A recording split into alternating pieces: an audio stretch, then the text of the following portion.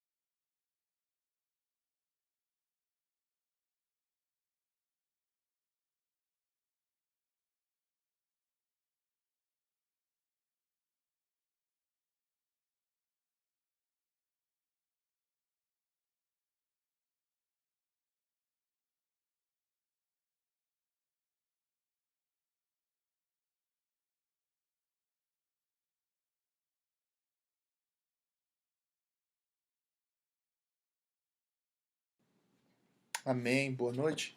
Vamos fazer o nosso período de oração, tá bom? Você que está aí sentado, já preparado, convidou sua família, não vamos deixar de estarmos adorando ao Senhor, tá bom? Senhor Deus e Pai, nós te louvamos nessa noite, Jesus. Nós te damos graças, Senhor, porque o Senhor tem sido bom. Jesus, nós temos visto o teu cuidado, Senhor. Eu sei que às vezes para a situação difícil ela vem com o intuito de nos dar clareza o quanto o Senhor tem cuidado de nós, Jesus. Nós somos gratos por isso, Senhor. Nós somos gratos pela tua mão poderosa, nós somos gratos, Senhor, pelo teu favor, nós somos gratos, Jesus, pelos seus olhos sobre a gente. Senhor, tem coisas, Pai, que nós nunca descobriríamos se não fosse a tua mão sobre nós, Jesus. Tem coisas e momentos que nós nunca provaríamos, Senhor, se não fosse a tua mão poderosa sobre nós, Jesus. Que o Senhor nos inspire, Jesus, a confiar cada vez mais em Ti, nos levando a esse lugar de confiança, Senhor. Pai, que em nome de Jesus, Pai, nós possamos crescer, ser arraigados, sermos enraizados em Ti, Pai.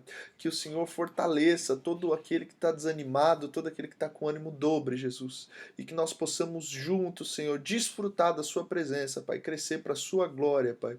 Pai, nos fortalece, nos firma, Jesus, nos consolida, Senhor. Pai, nos torna homens, Pai, e mulheres, Senhor, à prova de abalos, Jesus. Que o Senhor nos permita viver uma vida, Jesus, firmada em Ti, Pai. Uma vida espiritual, Pai, que flui, que jorra, Pai, para a vida eterna, Senhor. Que nós possamos Te conhecer como o Senhor é, Senhor, tal como nós somos conhecidos, Pai, para a glória do Seu nome, Jesus. Para a glória do Seu nome, Jesus. Para a glória do Seu nome, Jesus. Amém? Amém. Glória a Deus. Você que está acompanhando com a gente, paz do Senhor. Cada irmão que está aí com a gente nesse culto hoje. Estamos felizes de poder cultuar aqui com vocês. Estamos felizes com Deus. Glória ao nome do Senhor Jesus, tá bom? Vamos vamos ler alguns textos aqui hoje. Eu tenho certeza que o Senhor vai abençoar a gente aqui hoje. Tá bom? 1 Pedro capítulo 5.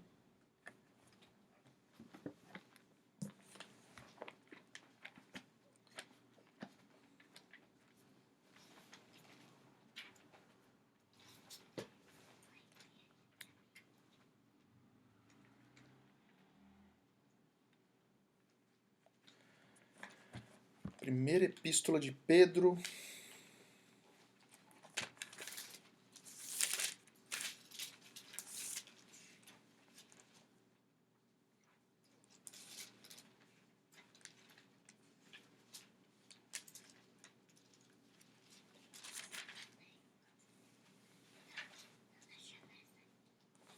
tá bom?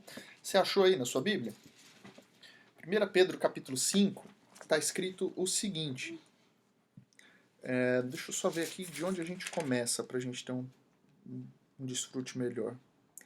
Contextualizando, né? No capítulo... Nessa epístola de Pedro, ele tenta trazer para a gente muitos exemplos da vida cristã que o Senhor tem para a gente na prática. Então ele tenta trazer exemplos práticos de que tipo de vida um cristão deveria viver. Né? Diferente de muitos outros lugares que a gente vai ler na Bíblia, que a gente lê um foco muito em o que não devia fazer, Pedro está de fato construindo aqui um modelo do que se espera daquele homem que entregou a vida a Jesus, daquela mulher que entregou a vida a Jesus, e as pessoas que decidiram viver para Cristo. Né? A gente tem aqui, então, no capítulo 3, os deveres dos casados, a gente tem uma vida cristã exemplar, a gente tem a prática do bem, a gente tem no capítulo 4 a questão da pureza para a vida, do quanto sofrer por Cristo pode ser para a gente um privilégio. E no capítulo 5 ele vai falar sobre deveres ministeriais. Tá? Se você for olhando essa carta na forma como ela vai evoluindo, você percebe um princípio que eu tento bater muito e de uma forma bem exemplificada, tá bom? Quando a gente olha no livro de 1 Tessalonicenses, 1 Tessalonicenses 5:12, deixa Pedro aí aberto, a gente vai explicar já, tá bom? Eu só vou voltar aqui um pouco para te exemplificar a epístola de Pedro de uma forma mais simples, tá? Tenho certeza que se você ouvir isso daqui hoje, você nunca mais vai ler esse texto da mesma forma. Então, para explicar o princípio que rege a carta de Pedro, eu vou ler com você 1 Tessalonicenses capítulo 5, verso 12.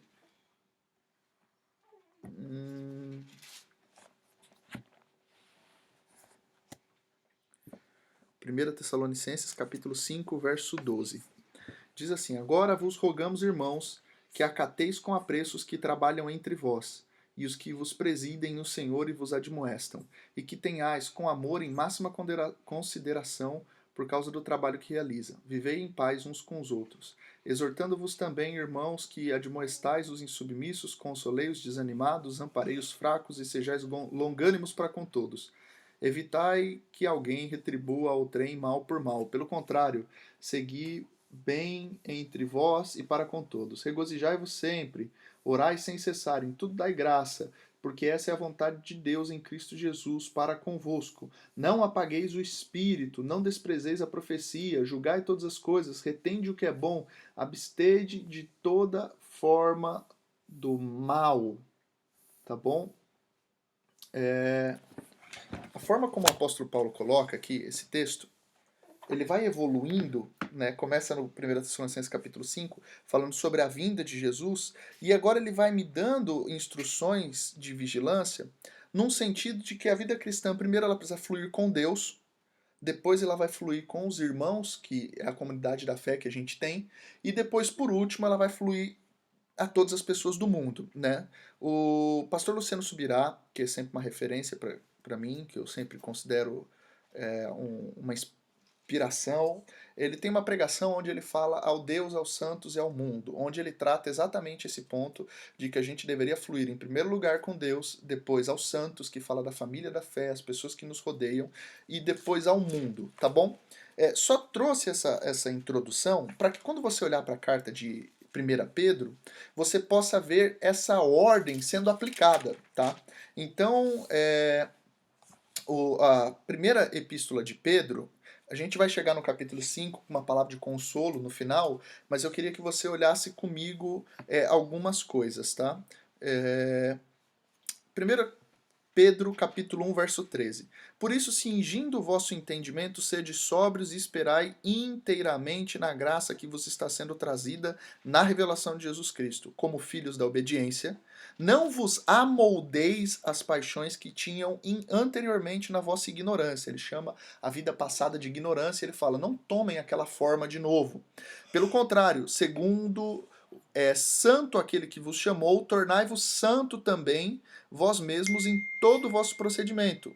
Porque está escrito, sede santos, porque eu sou santo. Ora, se invocais por Pai, aquele que sem acepção de pessoas julga segundo as obras de cada um, portai-vos com temor durante o tempo da vossa peregrinação, sabendo que não foi mediante coisas corruptíveis como prata e ouro que fostes resgatados do vosso fútil procedimento que os vossos pais vos legaram, mas pelo precioso sangue, como de cordeiro, sem defeito e sem mácula, o sangue de Cristo, conhecido com efeito antes da fundação do mundo, porém manifestado no fim dos tempos por amor de vós, que por meio dele tendes fé em Deus, o qual ressuscitou dentre os mortos e lhe deu glória, de sorte que a vossa fé e esperança estejam em Deus. Primeira coisa que o apóstolo Pedro está trazendo no capítulo 1 é uma exortação à santidade. A santidade e alguns aspectos que eu quero ressaltar. Primeiro, meu modelo de santidade é Deus. Deus não compara pessoas. Deus sempre que quer falar de santidade, ele compara o homem a si mesmo. Então a primeira coisa, lembrando que a gente vai falar sobre uma vida com Deus, uma vida com os santos e uma vida em direção ao mundo, a primeira coisa que o Senhor traz para a gente é um entendimento de uma vida santa. Deus não compara sede santo como a Jaqueline é santa. Deus não diz sede santo como Mateus é santo. Deus não diz sede santo como o João é santo. Deus sempre diz sede santos como eu sou santo. Porque o modelo de Cristo, o molde, a estatura do varão perfeito, sempre vai ser a santidade de Deus, sempre vai ser o modelo que Cristo deixou pra gente. Então a primeira coisa que Deus faz aqui é comparar a gente com ele. Sede santos como eu sou santo. Porque se você invoca aquele que sem acepção de pessoas julga as obras de cada um, ele está dizendo, Deus não faz acepção de pessoas, mas ele faz acepção de obras. Ele não faz acepção de pessoas, mas ele faz acepção de obras. Ora, se você está invocando como pai, então ele pede que nós sejamos obedientes, que nós não pareçamos mais aquele modelo que nós recebemos dos nossos pais, que é o que ele fala aqui mais à frente. Mas se eu invoco Deus como pai, ele me diz que eu deveria me portar com temor durante o tempo da minha peregrinação. Sabe o que é peregrinação? Peregrinação é aquele tempo que um estrangeiro fica num país que não lhe pertence. Peregrinação é aquele período que um estrangeiro está atravessando uma terra alheia. Peregrinação é quando um homem vai fazer uma caminhada a pé para uma terra longínqua e distante. Isso é o que a gente chama de peregrino, né? E o apóstolo Pedro, ele fala para eu não me moldar com esse mundo, eu não me moldar com a cultura que eu recebi dos meus pais, porque a priori, se eu invoco Deus como pai, eu passo a ser um peregrino. O apóstolo Paulo também falou sobre isso. Ele disse: a nossa pátria está no céu, da qual nós temos herança. Nós não nos assemelhamos mais com o mundo, nem com o pecado, nem com a injustiça. Nosso padrão não são pessoas, nós somos peregrinos. Tem um salmo que eu gosto muito, que o salmista Davi diz o seguinte: sou como um pelicano no deserto. O pelicano é aquele pássaro que tem um papo bem grande. Você lembra do Procurando Nemo? Aquele pássaro que vive em Sydney, na Alabway, né? Como que era o nome da avenida? Ele vive perto dos mares, ele vive perto das costas, ele vive perto dos cais. E o Davi está dizendo, eu sou como um pelicano no deserto. O que um pelicano está fazendo no deserto? Ele está dizendo, eu sou estrangeiro. Eu estou aqui, mas eu não sou daqui. Eu não me porto como alguém que é dessa terra. Eu não reajo, eu não sei falar o idioma da terra. Eu não sei falar os costumes da terra. Pelo contrário, a Bíblia também é aquela que nos chama de embaixador de Cristo Jesus. Primeira coisa que pra gente, uma vida com Deus é baseada no relacionamento que a gente tem com Ele e o quanto a gente se parece com Ele, o quanto a gente adquiriu da natureza de Deus. Irmãos, vocês são peregrinos em terra alheia. Peregrino, ele é aquele cara que sempre anda com uma mala pequena, porque ele nunca pode chamar de lar, ele não está pronto para ficar. O apóstolo Paulo, ele fala num tom de peregrino, algo que vai explicar bastante essa ideia pra gente. Ele fala assim, eu mesmo queria partir, morrer e estar com Cristo. Mas se para Cristo pareceu bem estar convosco, tudo bem, porque o viver para mim é Cristo e o morrer para mim é lucro. Essa frase por trás tem um sentimento do apóstolo Paulo dizendo, eu estou de malas prontas, eu não sou daqui. Eu não sou apaixonado por essa terra, porque o Senhor ele pode me levar a qualquer momento e a hora que Ele me chamar, eu vou. A gente está estudando aos domingos sobre a volta de Cristo. E nós somos aqueles caras, nós somos aquele povo que está clamando pela volta de Jesus. Então, primeira coisa, um relacionamento com o Senhor vai colocar na nossa mente aquilo que é o padrão do céu. E a gente vai ser mais parecido com Jesus. E aí ele coloca essa questão do temor. A gente falou um pouco sobre temor no fim de semana, reproduzindo bastante do que a gente ouviu do pastor Juscelio, que temor é um entendimento de que o Senhor está com a gente. E olha o argumento que o apóstolo Pedro ele vai colocar pra gente, entender que o Senhor está o tempo inteiro. Ele fala, andem com temor no tempo da vossa peregrinação, eu estou lendo o verso 17 do capítulo 1 de Pedro, sabendo que não foi mediante coisas corruptíveis como prata e ouro que vocês foram resgatados do vosso fútil procedimento que os vossos pais vos legaram. Sabe do que ele está dizendo? Que o sangue precioso de Jesus nos resgatou de uma forma fútil de viver. O que é uma forma fútil de viver? Ele não está falando de uma forma pecaminosa, ele está falando de uma forma vazia, sem propósito, sem continuidade. Quando você vai ler o livro de Eclesiastes, no capítulo 1, ele começa o livro dele dizendo vaidade de vaidade, tudo é vaidade. E por que ele está dizendo que tudo na vida é vazio? O cara que teve mais mulheres no mundo, o cara que teve mais dinheiro, o cara que teve mais fama, o homem mais sábio, ele chega no ápice da sua vida olhando, não tem nada bom para fazer aqui. Tudo é vaidade. Eu vi muita coisa debaixo da terra e tudo não passa de vaidade. O que ele está trazendo para a gente é que uma das coisas que Jesus quer te resgatar é de uma vida fútil. Uma das coisas que Jesus quer te resgatar é da vida medíocre, da vida mediana. Irmão, você não foi chamado, não foi resgatado com precioso sangue para permanecer amoldado no mundo e vivendo uma vida fútil, sem propósito, sem direção. Irmão, você não foi chamado simplesmente para existir, você foi chamado para viver uma vida e vida em abundância. Tem mais de Deus, a gente vai fluir mais de Deus. Cara, você precisa entender que tem muito mais de Deus. E não é só porque a gente não viveu ainda que você pode dizer que isso é tudo. Então ele diz, esse fútil procedimento que os nossos pais nos legaram, mas com precioso sangue, como de cordeiro, sem defeito e sem mácula, o sangue de Cristo, conhecido com efeito antes da fundação do mundo, porém manifestado no fim dos tempos, por amor de vós. Sabe por que Jesus foi manifesto? Sabe por que ele quer te resgatar dessa vã maneira de viver? Porque ele te ama. Então a vida que Deus tem para você é uma vida baseada no amor que ele tem. Sabe um texto que me lembrei agora? Se você for ler em Apocalipse capítulo 1, dá uma olhadinha em Apocalipse capítulo 1. Tá com a Bíblia aí? Tá preparado? Apocalipse capítulo 1, no verso...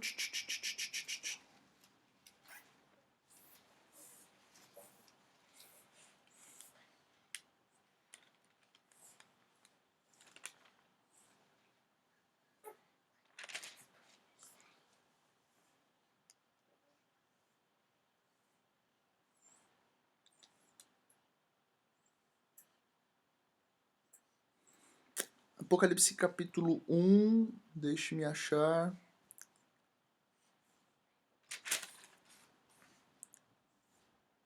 No verso...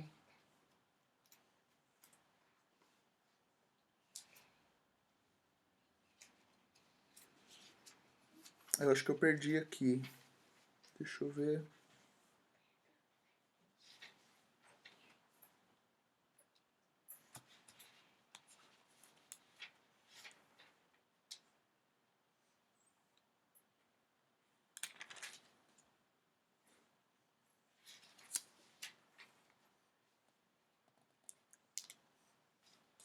Capítulo 1, verso 4.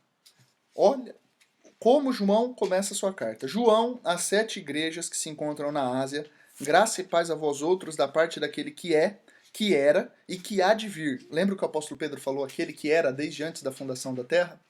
E lá ele diz, né, que ele nos resgatou. A última frase ali, o último trecho do verso 20, diz assim que ele fez tudo isso, esse resgate que ele fez, foi por amor de vós. Olha o que ele está dizendo aqui, João. Aquele que era e que há de vir, Apocalipse capítulo 1, verso 4, da parte dos 7 espíritos que se acham diante do trono Cara, ele está trazendo revelação daquilo que é espiritual, daquilo que é uma realidade manifesta no céu. Da parte de Jesus Cristo, a fiel testemunha, olha como Jesus é conhecido no céu. A fiel testemunha. O apóstolo Pedro, na sua carta aqui, ele diz que Jesus, o sangue dele era precioso como de um cordeiro sem defeito e sem mácula.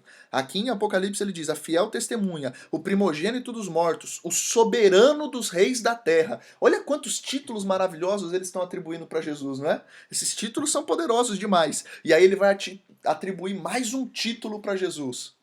Aquele que nos ama e, pelo seu sangue, nos libertou dos nossos pecados e nos constituiu reino e sacerdote para o seu Deus e Pai, a ele a glória e o domínio pelos séculos dos séculos.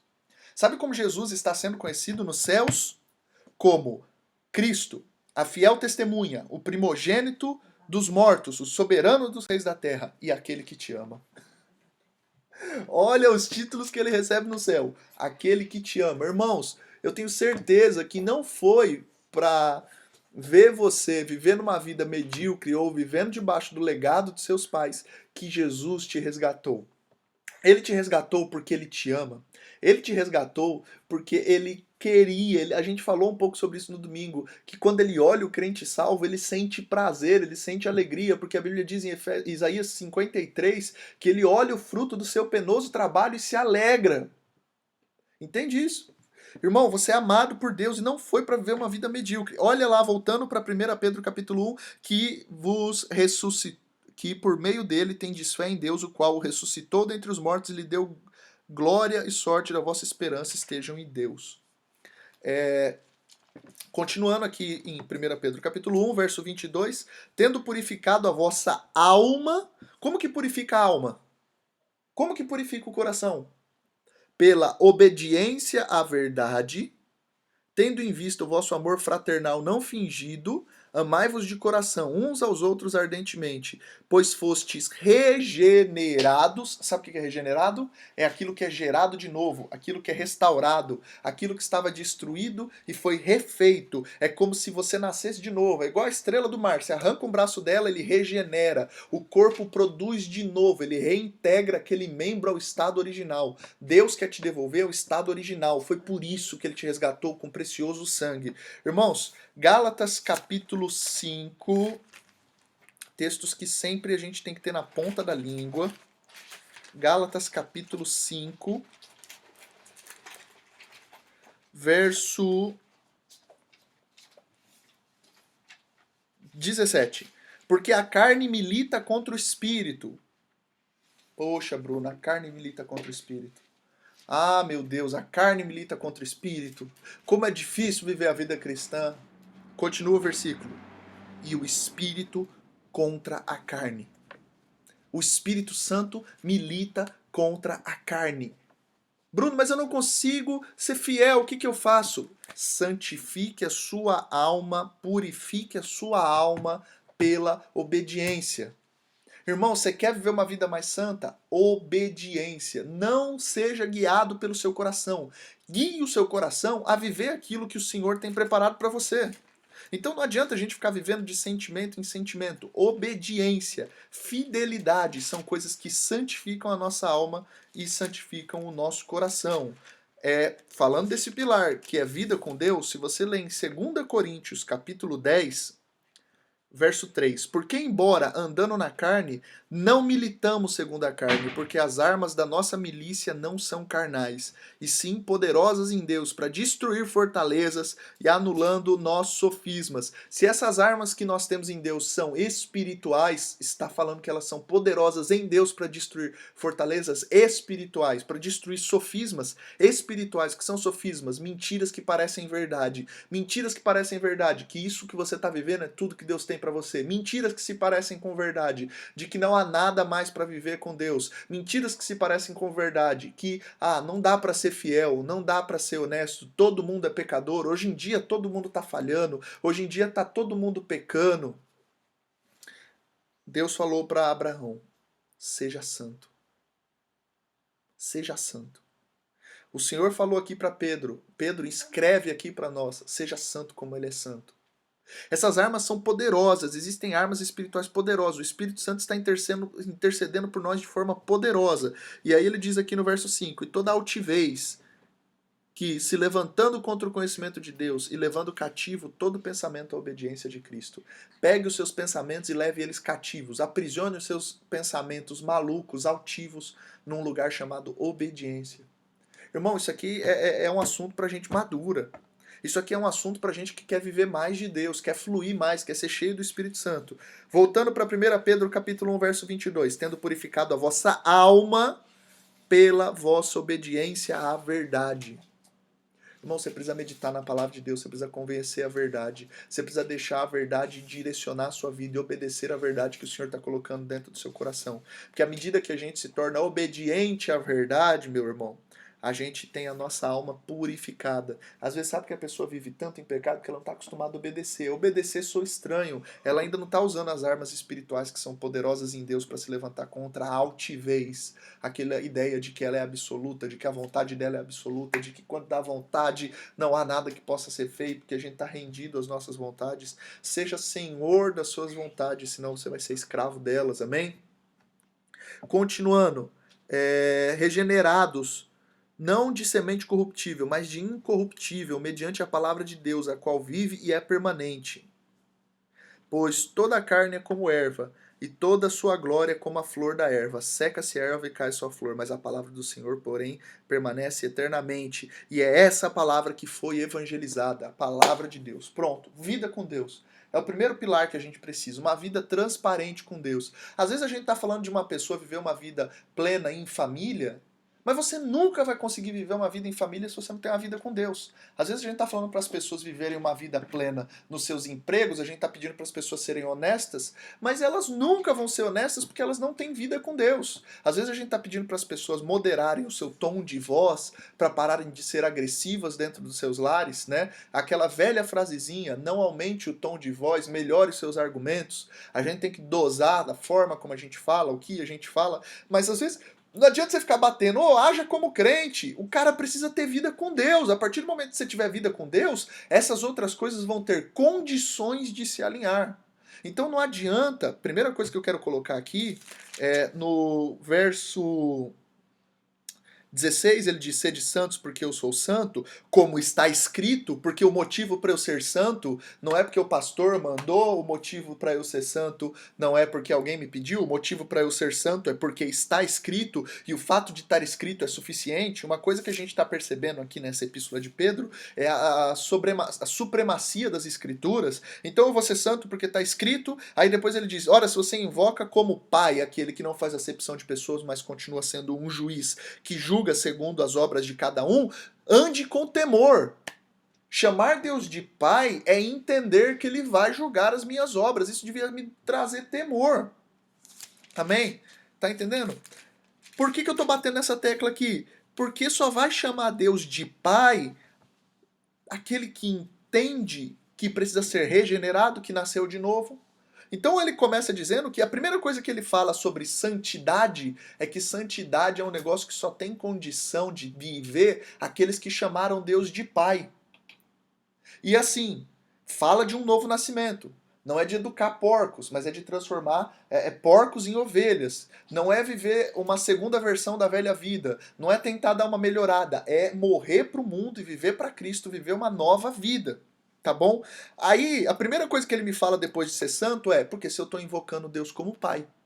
Porque santidade e paternidade são conceitos relacionados na Bíblia. Santidade é resultado da filiação que eu recebi de Deus. Antes eu era um pecador lutando para ser santo. Agora, como filho de Deus, eu sou um santo lutando contra o pecado. Porque a minha natureza é como de filho de Deus. Então hoje eu luto, por isso que eu uso as armas de 2 Coríntios 10, que são poderosas em Deus para levar o meu pensamento cativo à obediência, porque eu conheci a verdade. É por isso que eu estou purificando a minha alma, porque eu conheci a verdade. Tudo isso fala de gente que quer ser filho de Deus. Não adianta tentar discipular, ensinar como ser marido, como ser esposa, como ser filho, gente que não nasceu de novo. A gente só vai estar apaziguando um problema.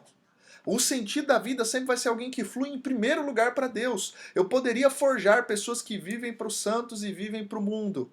Mas se elas não vivem em primeiro lugar para Deus, não vai passar de um efeito artificial. A gente precisa de pessoas que são santas para Deus e a sua família goza da fidelidade que ele tem com Deus. A gente precisa de homens que sejam santos a Deus, que temam a Deus. E aí todas as pessoas e os seus relacionamentos vão gozar dos benefícios da integridade de caráter dessa pessoa que teme a Deus. Sempre o segredo vai ser uma vida com Deus. Não adianta ensinar o pecador a se relacionar com o pecador. A gente precisa entender que as pessoas santas precisam se relacionar com Deus. O jeito que você se relaciona com Deus muda a forma como você se relaciona com as pessoas. É por isso que na epístola de Pedro, uma epístola tão poderosa que trata a supremacia da palavra de uma forma tão bonita, ele começa gastando o seu capítulo 1 para dizer de vida com Deus. Fala de vida com Deus, desse novo nascimento. Aí ele vai continuar falando de vida com Deus, mas num viés, numa perspectiva de relacionamento com o Espírito Santo. Olha que lindo o que está escrito no capítulo 2. Despojando-vos, portanto, de toda maldade e dolo, de hipocrisias e invejas, e de toda sorte e maledicências, desejai ardentemente, como crianças recém-nascidas, o genuíno leite espiritual, para que por ele vos seja dado o crescimento para salvação, se é que já tendes a experiência de que o Senhor é bondoso, chegando-vos para ele a pedra que vive, rejeitada assim pelos homens, mas para Deus eleita e preciosa, também vós mesmos como pedras que vivem, sois edificados casa espiritual para ser de sacerdócio santo, a fim de oferecer sacrifícios espirituais agradáveis a Deus por intermédio de Jesus Cristo. Primeiro capítulo de Apocalipse diz que ele me resgatou, ele é conhecido como amado, aquele que me amou para me fazer reino e sacerdote. Aqui ele me diz que eu fui desfrutado. Olha, duas palavras para você anotar aí na sua Bíblia. Eu estou falando meio rápido porque eu quero terminar essa epístola de Pedro hoje e o assunto é grande. Sei que a gente não vai ser profundo em tudo, mas o assunto é grande. Capítulo 2, verso 2. Desejais ardentemente como criança recém-nascida o genuíno leite espiritual, para que por ele seja dado crescimento para a salvação. Eu cresço para a salvação. Salvação é o fim? Não. Olha o verso 5. Também vós mesmos, como pedras que vivem, sois edificados casas espirituais para serem sacerdócio santo, a fim de oferecer sacrifícios espirituais agradáveis a Jesus. Você foi salvo, a direção você cresceu para a salvação, mas o fim não é ser salvo. O fim é oferecer sacrifícios espirituais agradáveis ao Senhor. Aleluia! Qual que é a ideia? Você não foi chamado, amado para ser salvo. Você foi salvo para ser sacerdote. Sacerdote, o relacionamento dele é primeiro com Deus ou primeiro com os homens? Primeiro com Deus. Sabe qual foi a punição que Deus deu aos levitas que o desobedeceram lá na parte de Zadok? Deus rebaixou, aliás, os sacerdotes, Deus rebaixou aqueles sacerdotes a levitas. Deus tirou deles o privilégio de servir a Deus, eles serviam apenas aos homens. Eles nem perceberam, porque eles estavam tão acostumados a servir aos homens que eles achavam que aquilo era tudo que o Senhor tinha para eles.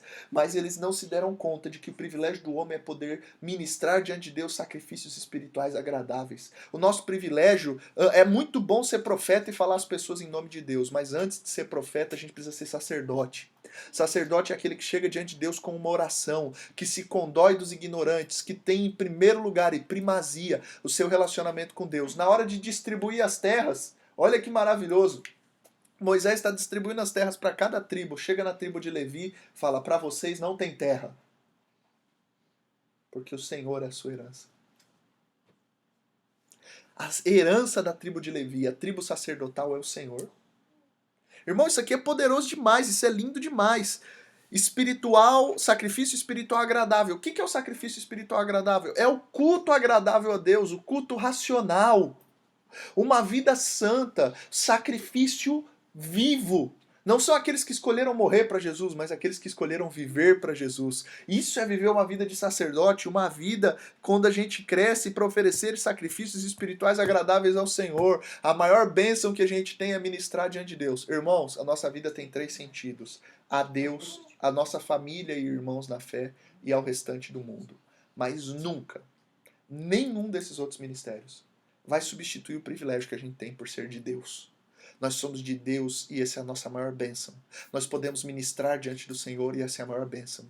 No Antigo Testamento, o sacerdote oferecia dons para um Deus que estava distante. Agora não, nós oferecemos as nossas orações, né? Eles chegavam com as taças cheias de incenso. A Bíblia diz que as taças cheias de incenso em Apocalipse são as orações dos santos. A gente está aqui ministrando um sacerdócio, não mais em figuras, em cerimônias, mas a gente pode, como está escrito em Hebreus 4, acessar o santo do santo com ousadia, chegar à presença de Deus, oferecer a Ele oração, oferecer a Ele tantos dons quanto sacrifícios de obediência e viver uma vida que glorifica o Jesus, porque afinal de contas, meu irmão, a gente é peregrino. A gente é peregrino, glória a Deus por isso. Aí, então olha só, a Epístola de Pedro, capítulo 1, falou de uma vida regenerada, de uma vida de novo nascimento, uma vida de santidade. Agora ele está aqui no capítulo 2 falando o objetivo de eu ser uma casa espiritual edificada por Cristo, porque eu preciso funcionar. Não, funcionar tá errado, né? Eu preciso fluir, eu preciso produzir frutos, não é verdade? Aí ele me diz aqui no verso... Isso aqui é bonito demais, eu vou ter que ler. Não dá pra pular não, irmão. Aguenta a mão aí que a gente vai ler mais um pouquinho. Você me traz uma aguinha, por favor, só pra me abençoar? Ó, por isso, verso 6, está na escritura. Eis que ponho em Sião uma pedra angular, eleita e preciosa, e quem nela crer não será de modo nenhum envergonhado. Tá bom? Aqui no verso 6, o apóstolo Pedro está citando o texto de Isaías 28:16 e está parafraseando Romanos 9:32 e 33 e Romanos capítulo 10, verso 11. Tá bom? Esses textos aqui trazem esse sentido de que Jesus é uma pedra angular, eleita e preciosa. Quem nela crê não vai ser confundido. Uma pedra angular é uma pedra de alicerce. Nós estamos edificados em Cristo. Verso 7. Para vós outros, portanto, os que credes, é preciosidade, mas para os descrentes, há pedras que os construtores rejeitaram, essa veio a ser a principal. Deus abençoe. Pedra angular. Só para matar a sede. E, verso 8. Pedra de tropeço e rocha de ofensa. São estes os que tropeçam na palavra, sendo desobedientes para o que também foste expostos. Se ser desobediente é tropeçar na palavra, o que é ser obediente? É caminhar segundo a palavra sem tropeçar no que a palavra diz. Como que você vai andar segundo a palavra se você não lê a Bíblia? Como que você vai andar segundo a palavra de Deus se você não medita nas Escrituras? Nós precisamos meditar nas Escrituras para não tropeçar, certo? Pecais não conhecendo as Escrituras e o poder de Deus. Lembra do que está escrito nos Evangelhos? Nós pecamos porque não conhecemos as Escrituras e o poder de Deus.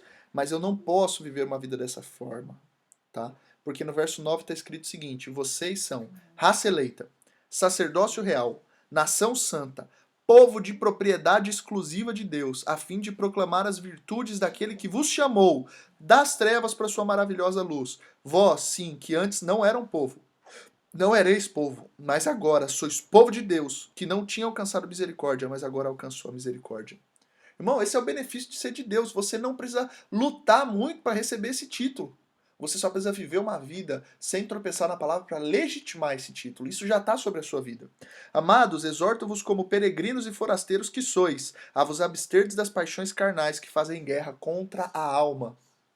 Irmão, as paixões carnais não pertencem à alma. Elas fazem guerra contra a alma. O seu desejo ruim não é você. O seu desejo ruim permeia contra você. O desejo pecaminoso, o desejo do coração. E aí ele me diz, de novo, que a motivação para me santificar é o entendimento de que eu sou forasteiro. Por isso que no capítulo 1 ele bate tanto essa questão da santidade e da filiação a Deus. Mantendo exemplar o vosso procedimento no meio dos gentios, para que naquilo que falam contra vós outros, como malfeitores, observando-vos em vós boas obras, glorifiquem a Deus no dia da visitação. Irmão, é maravilhoso, porque não está falando assim, sejam santos. Sejam santos porque está escrito. O apóstolo Pedro está usando as escrituras, a supremacia das escrituras, para nos motivar a viver a vida que Deus quer pra gente. Aí depois ele ainda vai e continua me dizendo que esse viver irrepreensível é resultado de um entendimento de que eu fui eleito. Eu fui eleito para ser santo, a fim de ser sacerdote, a fim de oferecer sacrifícios espirituais agradáveis. Esse é o propósito de Deus para mim. Viver uma vida de obediência, ser purificado pela obediência. E nessas guerras do verso 11, capítulo 2 de 1 Pedro, que a carne faz contra... as paixões carnais fazem contra a alma, usar as ferramentas espirituais lá de 2 Coríntios capítulo 10. Ferramentas espirituais, armas espirituais poderosas em Deus para levar todo pensamento cativo à obediência. Então eu preciso de obediência. E o que é obediência? É andar segundo a palavra. Tá bom? Eu tô colocando bastante coisa aqui, porque o objetivo é hoje ser mais um culto de ensino, assim, com bastante conteúdo pra gente ficar meditando na palavra. Tá bom? Porque assim é a vontade de Deus, verso 15, que pela prática do bem façais emudecer a ignorância dos insensatos, como livres que sois. Eu vou fazer as pessoas emudecerem diante de Deus, terem motivo para glorificar a Deus, pela vida santa que eu vivo sendo livre. Eu não sou santo porque eu sou preso. Ser obediente não é ser escravo de uma lei. Escravo é aquele que é escravo da sua paixão. Obediência é coisa de livre. Gente que não é escravo da sua própria carne corrupta. Gente que vive a vida que o Senhor tem para ele. Foi para a liberdade que Cristo nos libertou. Aí, quando ele vai falar aqui no verso 18 da vida exemplar cristã dos que prestam serviço uns aos outros, dizendo, não façam como se estivesse servindo ao seu Senhor, mas faça como se estivesse servindo a Deus, é um pouco daquilo que a gente falou, de que uma pessoa que vive uma vida com Deus, todas as outras pessoas vão gozar, vão desfrutar do relacionamento que essa pessoa tem com Deus. Então não adianta a gente ficar dizendo pra gente que não ore, que não lê a Bíblia, seja santo. Não adianta ficar pregando bons modos pra gente que não escolheu nascer de novo. Não adianta. Por isso, pare de ficar brigando com a sua família. Pare de ficar discutindo dentro de casa. Seu lugar é orando, seu lugar é guerreando nas regiões celestiais. Efésios capítulo 6, verso 10. Ele fala assim que a nossa guerra não é contra a carne nem contra o sangue, mas é contra os principados e potestades.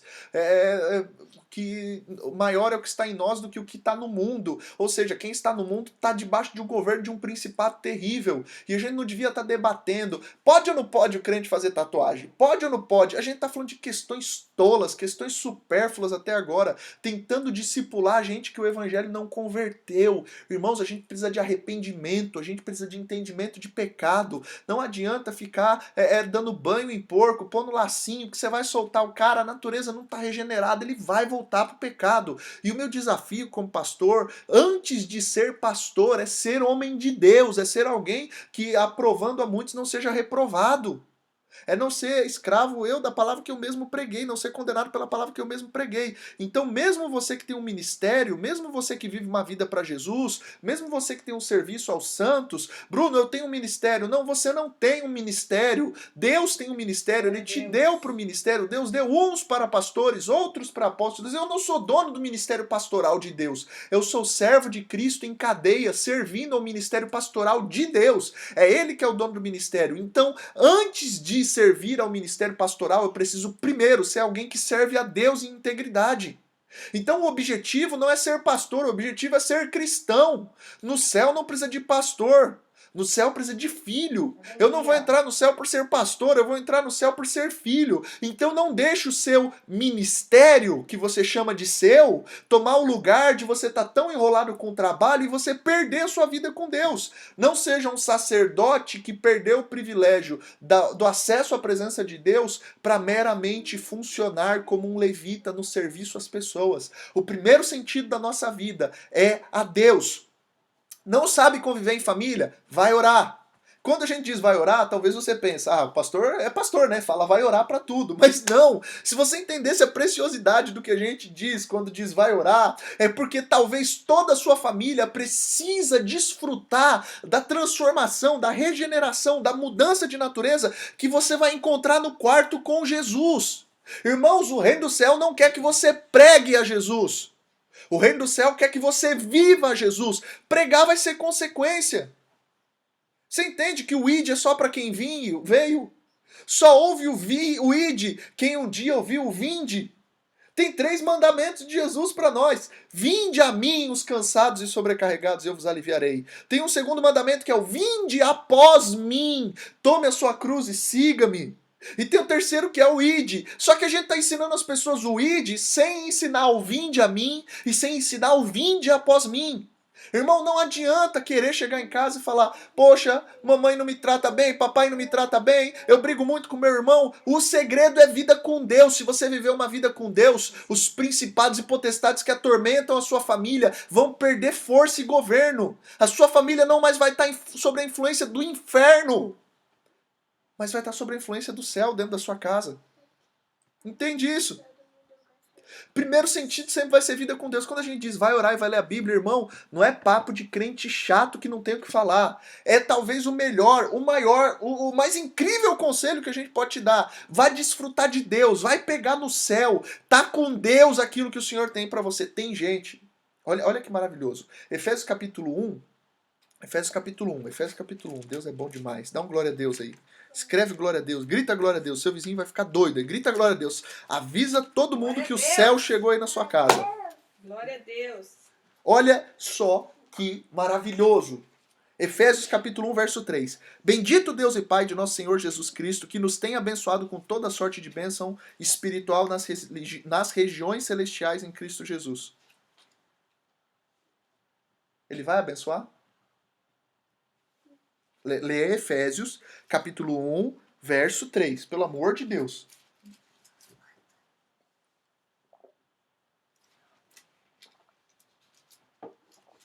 Leu aí?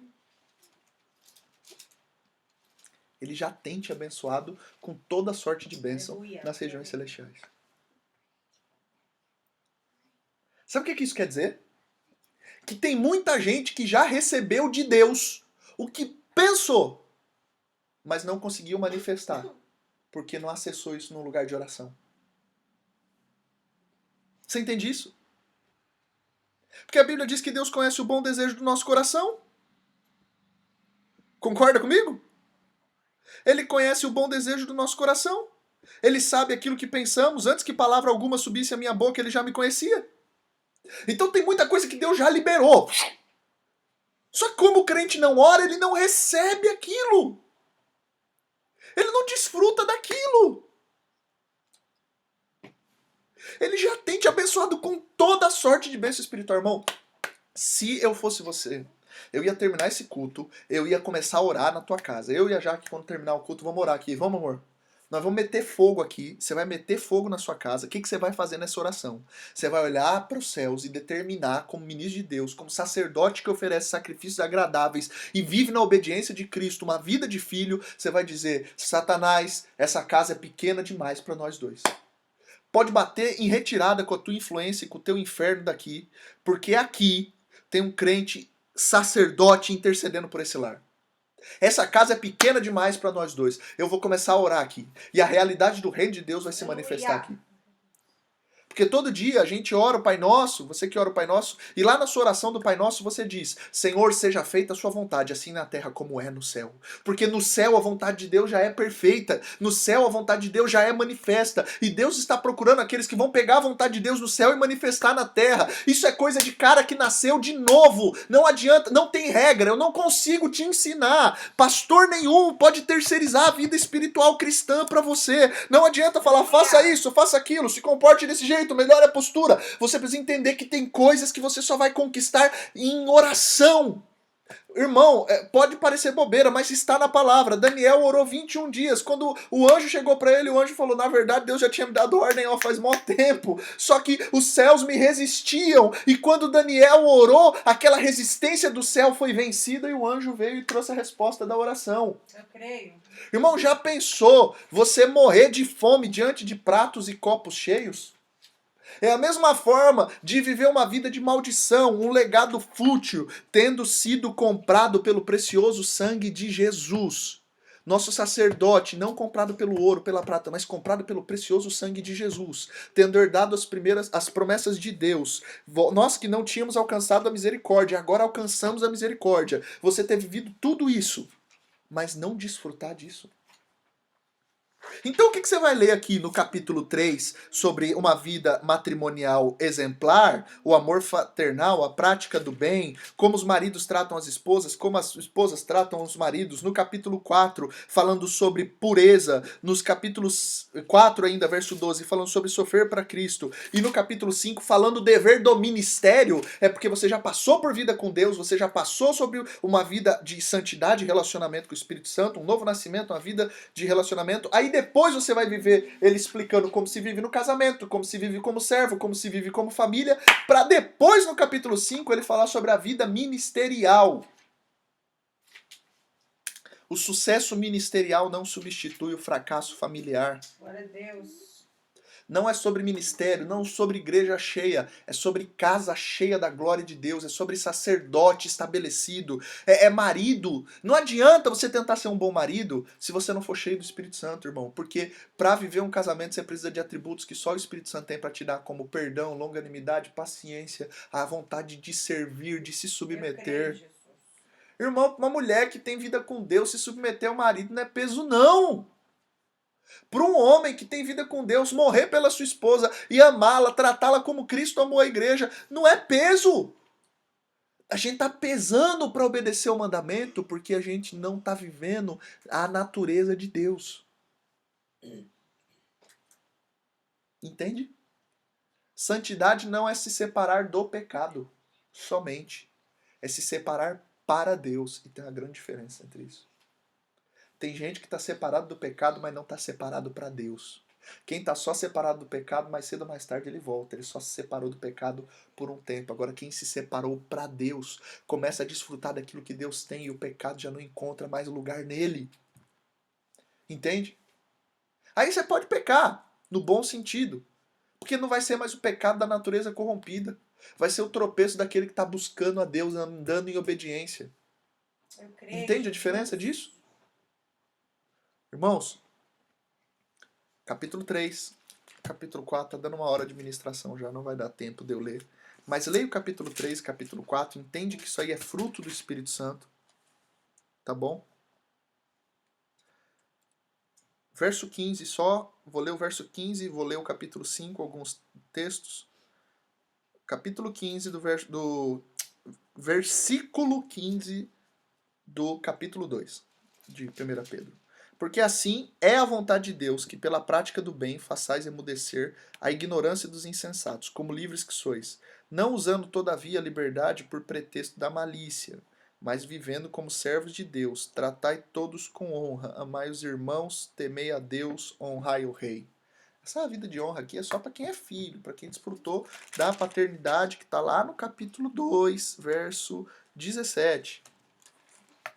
Amém? Glória a Deus. Vamos lá. A Gabizinha postou aqui, já tá acabando. Ô, Gabizinha, glória a Deus. Não faz isso não, meu coração aperta. Não vou ficar pregando aqui até amanhã.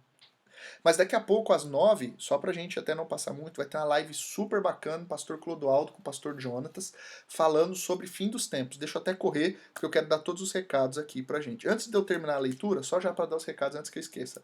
Domingo não vai ter estudo bíblico, porque domingo é dia das mães, você vai passar o dia com sua mãe, prepara um almoço pra ela, faz um frangão pra ela, um macarrão pra ela. Bruno, mas onde a Bíblia manda? Não manda não, irmão. É que se você tá vivendo lá o capítulo 1 e 2, honra pra você vai ser um negócio espontâneo, né? Então, honre seus pais, honre o rei, né?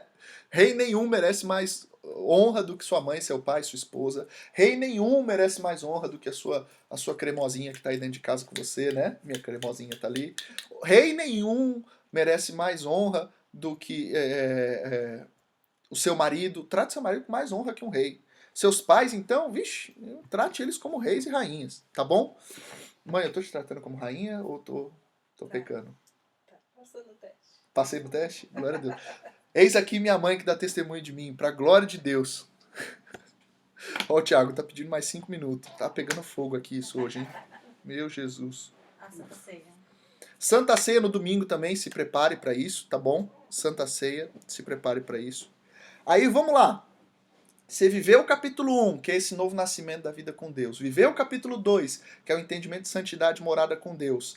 Aí você vai viver o capítulo 3, que fala de termos familiares e fala de trabalho. Quando fala de ser servo aqui, é de trabalho, tá bom? Você deveria honrar o seu chefe. Isso também está inserido.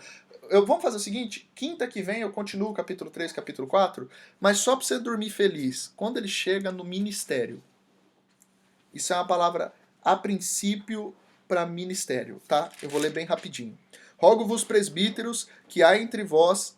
Rogo, pois, aos presbíteros que há entre vós, eu, presbítero como eles, e testemunho dos sofrimentos de Cristo, e ainda coparticipante da glória que há de ser revelada. Pastoreai o rebanho de Deus que há entre vós, não por constrangimento, mas mais espontaneamente, como Deus quer, nem por sorte da ganância, mas por boa vontade, nem como dominadores dos que vos foram confiados, antes tornando-vos modelo para o rebanho. Ora, logo que o Supremo Pastor se manifestar, recebereis a imarcessível coroa da glória. Olha aí a bênção do ministério, olha aí a bênção de ser pastor. É para esperar o sumo pastor se manifestar, não como um dominador, não como constrangimento, não como ganância, sorte da ganância, mas é com boa vontade e espontaneamente, como Deus quer. Bruno, Deus quer que eu pastoreie de boa vontade? Sim, mas antes de escrever que Deus quer que você pastoreie com boa vontade, não se esqueça que a vontade de Deus é que pela prática do bem você cale os insensatos. Capítulo 2, verso 15. Tá bom? Aí ele vai continuar no verso 5. Rogo-vos igualmente aos jovens, sede submissos aos que são os mais velhos. Outro sim, no trato de uns com os outros, cingivos de toda humildade, porque Deus resiste ao soberbo, contudo aos humildes concede a sua graça. Humilhai-vos, portanto, sobre a poderosa mão de Deus. Olha que maravilhoso, ele pega agora marido, esposa, servo, serva, ele pega todo mundo, pega pastor, pega presbítero, pega jovem, e no final ele diz o seguinte: humilhem-se debaixo da poderosa mão de Deus, que no tempo oportuno ele vai exaltar vocês. Lancem sobre ele toda a sua ansiedade. Ansiedade é excesso de futuro. O irmão está pensando demais no amanhã, no que vai fazer. Cuidado, ansiedade. Eu estava falando com os jovens ontem. Ansiedade, principalmente para os jovens, né? Ele dá a impressão que ele fala dos jovens e ele lembra de ansiedade, né? Pastores, jovens, qualquer pessoa, maridos e esposas, se lembrem. Ansiedade é a arrogância de que você achar que Deus não está cuidando de você. Eu às vezes fico muito ansioso. Aí vem o Espírito Santo, sempre me constrange e me lembra: tô cuidando de você. Só que só na oração você descobre esse lugar. Lancem sobre ele as vossas ansiedades. E aí você vai descobrir uma verdade maravilhosa. Ele tem cuidado de vocês. Tá bom? Capítulo 5 é maravilhoso. A epístola inteira é maravilhosa. Vale a pena você ler. Lê ela de novo. Pega e marca só o que é importante. Marca ela inteira de ponta a ponta, tá bom? Tá começando a live lá do pastor Clodoaldo. Tá? Eu mandei lá no grupo da igreja como você faz para acessar. Vou pedir para alguém aí postar aí embaixo qual que é o Instagram que eles vão estar. Vai estar no Instagram do pastor Clodoaldo? Acesse lá, @Clodoaldo Massagli no Instagram. Assista a palavra do pastor Clodoaldo, do pastor Jonatas. Vai ser bênção. E eu queria orar com você. Amém? Todo mundo tá pedindo vigília aqui, hein, Jaque? Vamos fazer uma vigília online, bora? A gente vai marcar essa semana. É uma boa ideia, hein? Fazer uma vigília online. Vamos meter fogo em tudo. Feche seus olhos. Levante suas mãos. Comece a manifestar aí o que Deus já estabeleceu no reino do Espírito.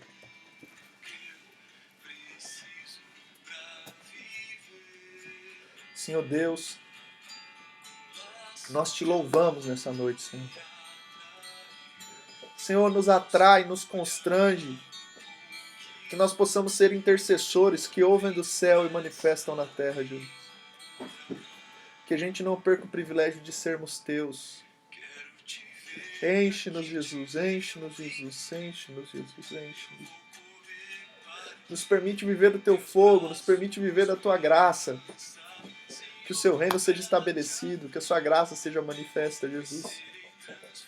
Nós te queremos, Pai, nós te queremos, Jesus. Que o Senhor nos guarde, Pai, que o Senhor nos inspire a viver a vida que o Senhor tem pra gente, Pai. Que pra glória do seu nome, Senhor, nós possamos viver, Jesus. Amém?